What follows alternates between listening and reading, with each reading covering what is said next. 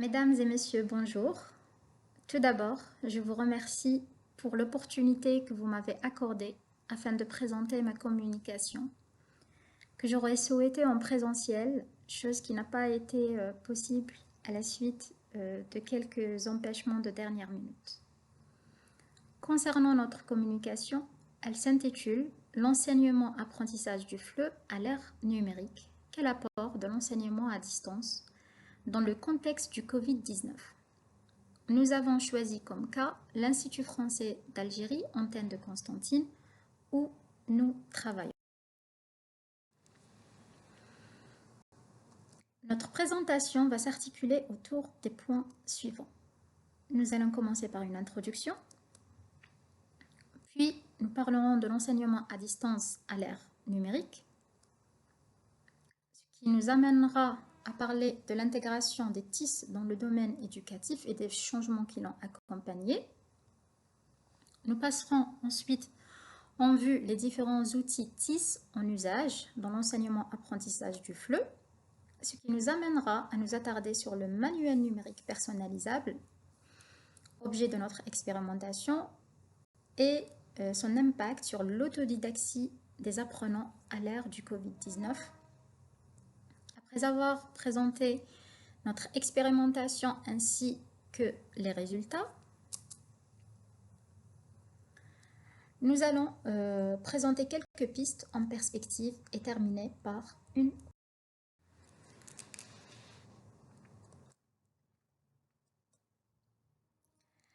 Avec le développement des TIS, nous avons assisté à des transformations profondes des repères temporels, spatiaux et didactiques, en reprenant les propos de Danville, ce qui a mené à une modulation des interactions pédagogiques et des stratégies d'apprentissage. Ainsi, le recours aux multimédias a suscité un travail laborieux en repensant la pédagogie et le dispositif de formation et en questionnant régulièrement leur efficience pour l'apprentissage des langues étrangères. Et ceci, tout en mettant en avant l'innovation au sein de l'institut scolaire. De ce fait, et depuis les années 90, avec le développement des technologies de l'information et de la communication, nous avons assisté à la virtualisation de l'enseignement à distance dont les principales formes sont, premièrement, en synchrone, c'est-à-dire en direct où les deux acteurs de l'enseignement-apprentissage, à savoir l'enseignant et l'apprenant, sont en présence. C'est le cas de certaines plateformes comme Zoom ou Google Meet. La deuxième forme est l'asynchrone, où l'enseignement autoportant pouvant être visionné au moment désiré, sans contrainte de se trouver connecté en même temps. Troisième forme est l'hybridité, où nous assistons à une formule alternant à la fois le distanciel et le présentiel, et nous terminons par le comodal, où le choix est donné à l'apprenant afin de choisir la forme qui lui est la plus convenable, soit en présentiel, en synchrone, en asynchrone. Avec la propagation de la pandémie du Covid-19, l'enseignement à distance a été perçu comme la seule alternative à l'enseignement en présentiel. L'intégration des technologies de l'information et de la communication comme moyen de l'enseignement à distance a conduit à des modifications majeures quant aux acteurs de l'apprentissage, l'enseignant et l'apprenant, et leur relation au savoir. Ainsi, avec l'intégration de nouveaux dispositifs au service de l'enseignement-apprentissage, à savoir les plateformes, les exerciceurs, le tableau blanc interactif, etc. L'enseignement va répondre à des besoins plus ciblés et individualisés, adaptés à l'apprenant.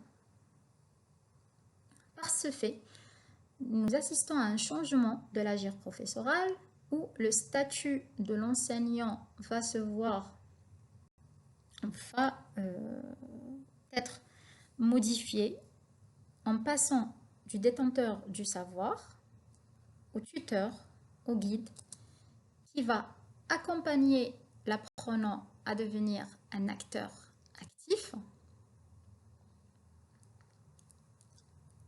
où l'apprentissage en autonomie est préconisé et l'auto-formation est mise en avant comme modèle d'apprentissage. Parmi les moyens technologiques les plus en usage dans le domaine éducatif, citons le tableau blanc interactif, les smartphones utilisés à des fins d'apprentissage, les tablettes interactives ou tactiles, les plateformes d'apprentissage en ligne comme Teams, les didacticiels ou les exerciceurs comme Cuisinaire et le manuel numérique interactif qui est l'objet de notre expérimentation.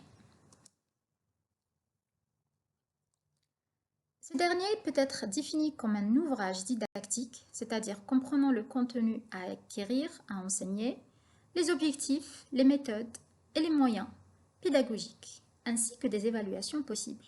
Il est édité et diffusé sous forme numérique et destiné à être lu à l'écran. C'est-à-dire qu'il représente les mêmes caractéristiques d'un ouvrage classique, à savoir en version papier. La seule différence, c'est qu'il est numérisé.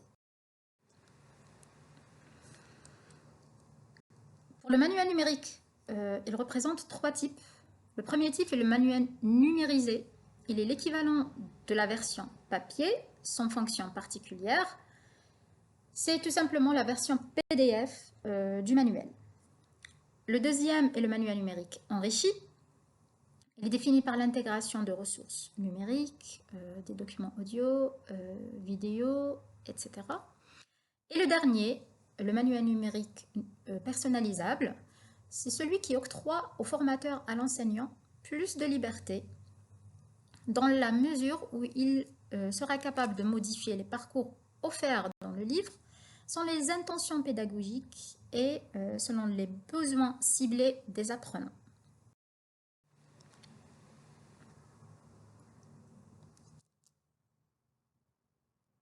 À partir des éléments susmentionnés, nous nous sommes interrogés sur le rôle que pourrait jouer la numérisation des supports didactiques dans l'acquisition du FLE au sein de l'Institut français d'Algérie Antenne de Constantine. Notre point de départ a été de mettre le point sur le rôle de la numérisation des supports didactiques dans le contexte de la pandémie du Covid-19. Nous avons eu comme objectif de mettre en avant l'apport du manuel numérique personnalisé dans l'enseignement à distance et son impact, son rôle, son incidence sur le développement de l'autonomie de l'apprenant. Nous avons choisi comme méthode donc la méthode quantitative par le biais d'un questionnaire qui a été destiné aux formateurs de l'Institut français ayant fait l'expérimentation de l'enseignement à distance pendant la pandémie.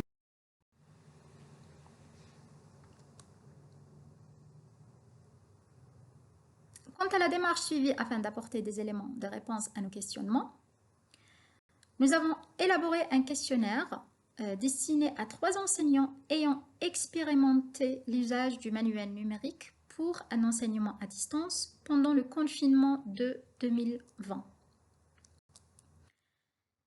L'expérimentation a porté sur 3 groupes du niveau B2-1.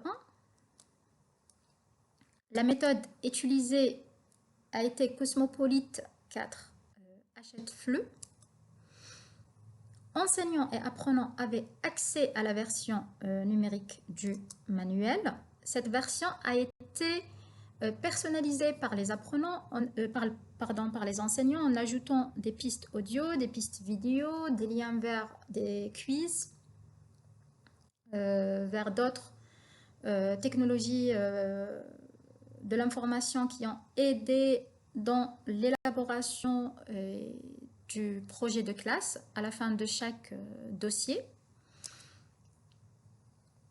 Les cours ont été dispensés via la plateforme Zoom, donc en synchrone.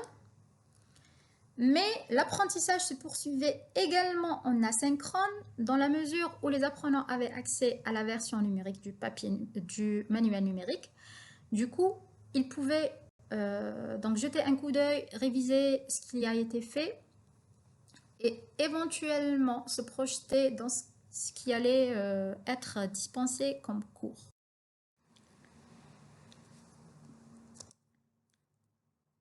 Comme résultat de notre expérimentation, nous avons remarqué un basculement d'un paradigme de réception à un paradigme d'autonomie.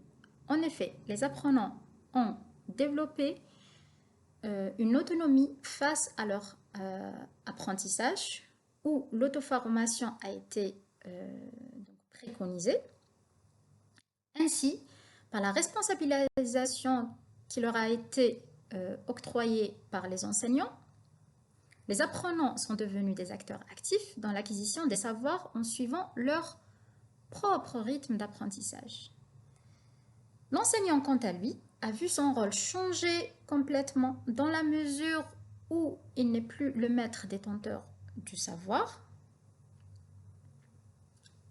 L'enseignement-apprentissage n'est plus centralisé sur l'enseignant, mais on voit qu'il s'est effacé au profit du guide et de l'accompagnateur. Il est là pour guider, pour accompagner l'apprenant dans l'acquisition d'un certain nombre de compétences.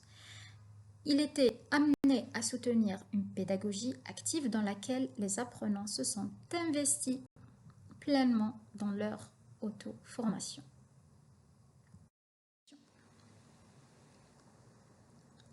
Pour conclure, il était clair que le manuel numérique a réussi à stimuler la motivation des apprenants, les amenant à gagner un certain degré d'autonomie.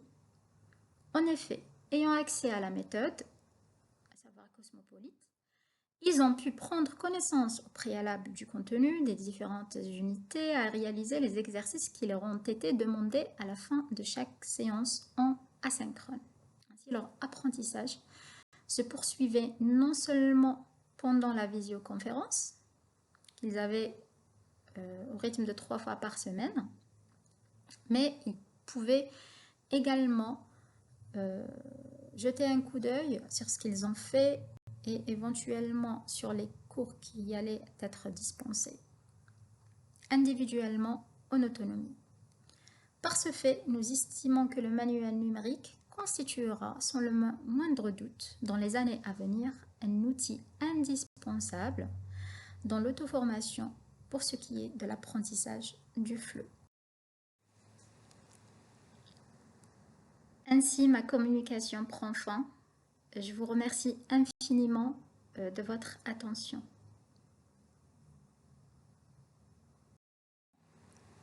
Et je partage avec vous les références bibliographiques sur lesquelles je me suis appuyée afin d'élaborer mon travail.